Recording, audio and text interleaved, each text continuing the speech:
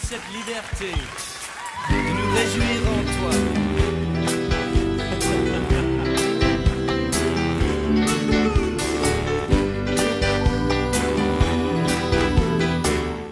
Hi Daniel, my name is Mr. Donald Ely, as you often call me Mr. D. I'm grade 5 teacher. In grade 5, our identity is Daniel. As Daniel, sanctification is our strength. Well, previously I taught you in history about pygmies, and I told you that pygmies were the first inhabitants of DRC. They lived in the equatorial forest, and they lived off harvesting, hunting, and fishing.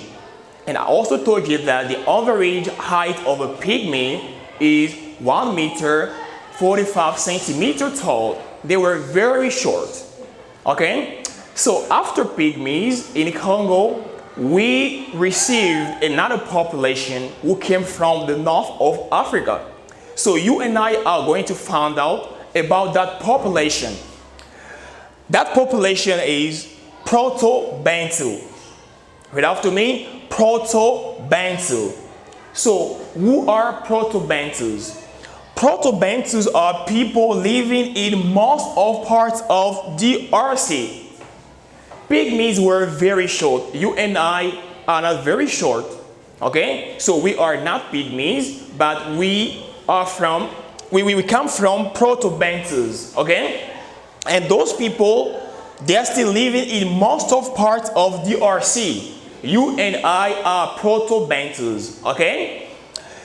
They came from, this population, Protobantu, they came from North Africa, okay? After pygmies, Protobantus came to Congo, and they came from the north of Africa, okay? They lived off hunting, just like pygmies. Fishing, just like pygmies. Gathering, no, pygmies didn't do that. Okay? Gathering, you know, is to collect what you can sow, okay? Like fruit, vegetable, and whatever. You can collect them, like we say, together. Okay? Breathing. You see the difference between pygmies and Protobantus? Pygmies were not civilized. They were not, developed. But Protobantus were civilized. That's why they could also breed animals. Pygmies were just hunting animals, go to the forest and kill them. But Protobantus, besides killing animals, hunting, they could also catch them in order to breed them.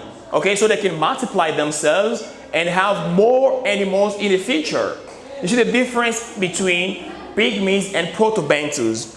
Apart from breeding, they did also agriculture. They could, have their own farms, okay, and sow things, vegetables and maize and whatever, okay, because they were more civilized and more developed than pygmies. So how did they live? They used to build huts. I think previously I showed you the image of a hut. So let me show you that one more time so you can have more idea about huts. Here is the hut. Okay? Protobantus could also build huts to live in. Okay? Great. Apart from building huts, they could create villages. You see, pygmies didn't create villages because they were moving from one place to another to go look for food. Okay? But Protobantus were creating villages.